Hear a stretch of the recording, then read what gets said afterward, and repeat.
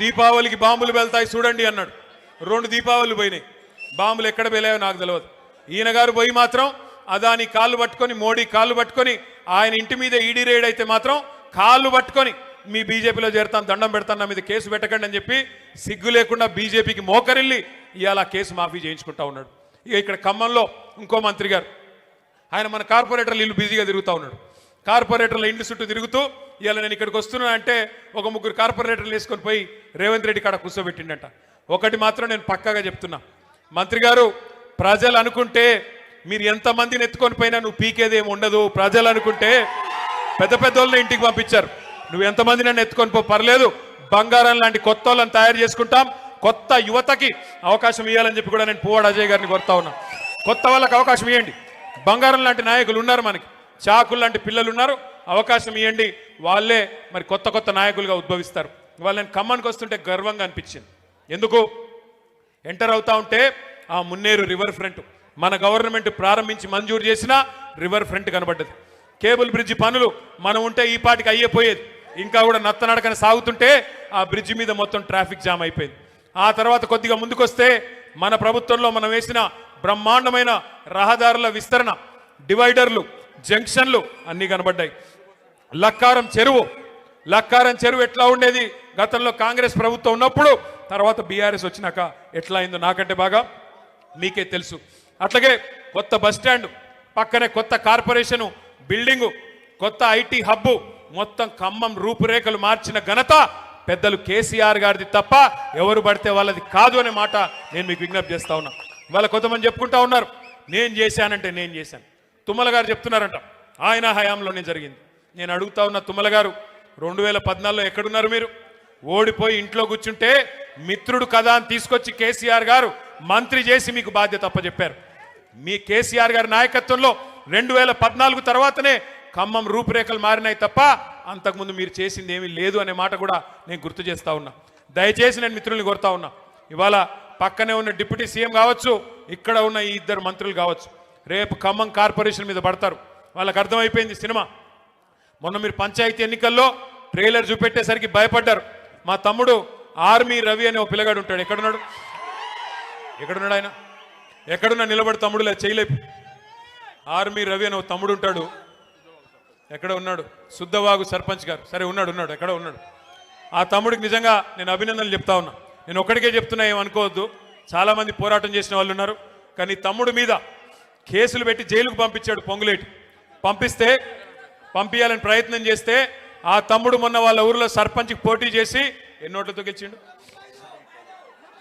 135 ఓట్ల మెజారిటీతో పొంగులేటి అహంకారం మీద చావు దెబ్బ కొట్టి గెలిచొచ్చాడు. చిన్న గ్రామ పంచాయతీలో 135 ఓట్ల మెజారిటీ. వాళ్ళకి సినిమా అర్థమైపోయింది. మేజర్ గ్రామ పంచాయతీలు మనం గెలిచాం.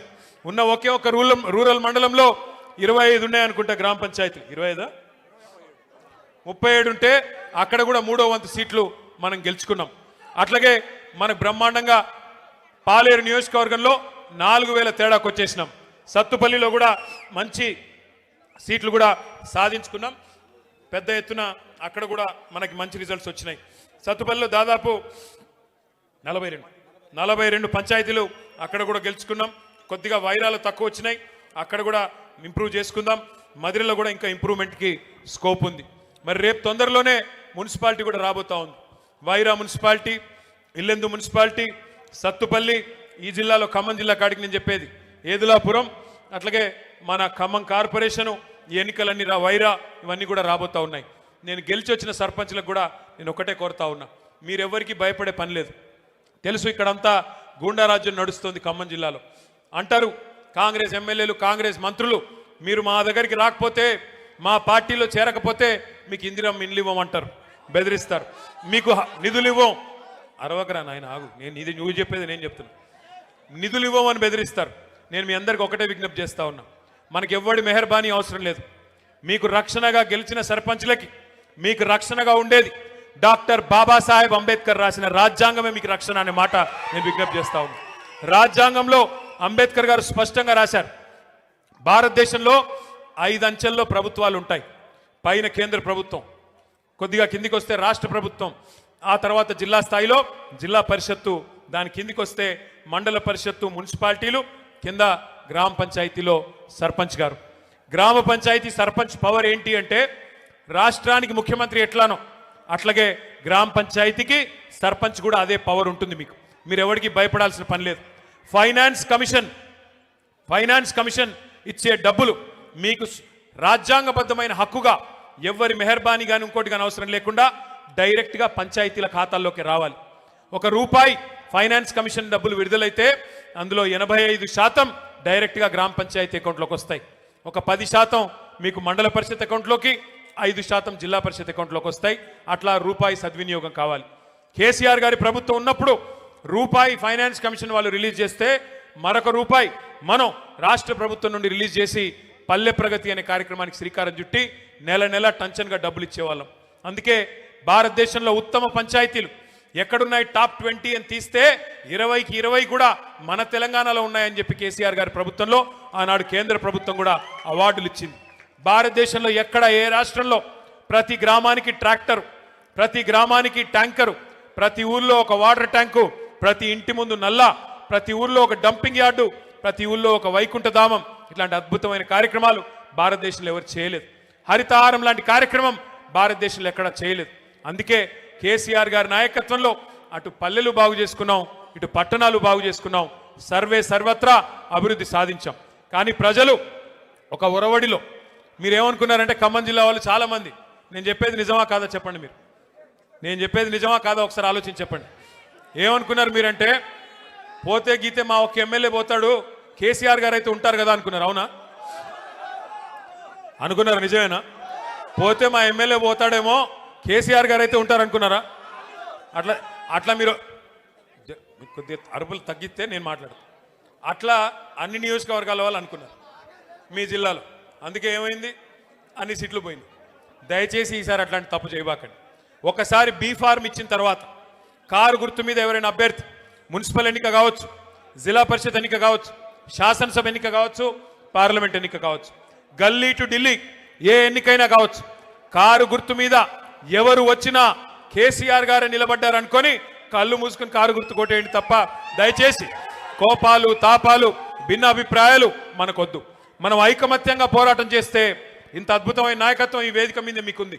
అన్ని కులాలు, అన్ని మతాలు, అన్ని సీనియర్లు ఉన్నారు, జూనియర్లు ఉన్నారు, అందరూ ఉన్నారు. కాబట్టి మనం గట్టిగా ఐకమత్యంగా పనిచేస్తే ఖచ్చితంగా వచ్చే శాసనసభ ఎన్నికల్లో 7-8 సీట్లు ఉమ్మడి ఖమ్మం జిల్లాలో తప్పకుండా గెలుస్తామన్న విశ్వాసం నాకుంది. దయచేసి కాకపోతే నేను మిమ్మల్ని కోరేది, మనం తొందరలోనే మున్సిపల్ ఎన్నికలు ముగిసిన తర్వాత సభ్యత్వ నమోదు కార్యక్రమం, కొత్త కమిటీల ఏర్పాటు అవన్నీ కూడా ఉంటాయి. మండల కమిటీలు కానీ, జిల్లా కమిటీలు కానీ, నియోజకవర్గ స్థాయిలో పదవులు కానీ కొత్తగా చాలామందికి ఇచ్చుకునే అవకాశం కూడా ఉంటుంది. దయచేసి అందరం కూడా పెద్దలు కేసీఆర్ గారి ఆలోచన మేరకి ఈ సంవత్సరం మొత్తం కూడా 26వ సంవత్సరంలో ఒకవైపు ప్రజల కోసం పోరాటాలు చేస్తూనే మరొక వైపు పార్టీ నిర్మాణం మీద దృష్టి పెట్టి ముందుకు పోదామని చెప్పి మీ అందరికీ విజ్ఞప్తి చేసుకుంటూ, ఇప్పటికీ ఆకలి అవుతున్నట్టుంది మీ అందరికీ. ఎంతకంటే ఎక్కువ మీ ఓపికకి పరీక్ష పెట్టకుండా ఒక్క నిమిషం దయచేసి సర్పంచుల సన్మానం ఇది. మీరు సర్పంచులు కాని వాళ్ళందరూ ఎక్కడో అక్కడ కూర్చోవాలా. సర్పంచులు సన్మానం అయిన తర్వాత మిగతా వాళ్ళని కలుద్దాం. దయచేసి ఓపికగా సహకరించాలని చెప్పి కోరుతూ మళ్ళీ ఒకసారి పేరున మీ అందరికీ నమస్కారాలు తెలియజేస్తూ జై తెలంగాణ.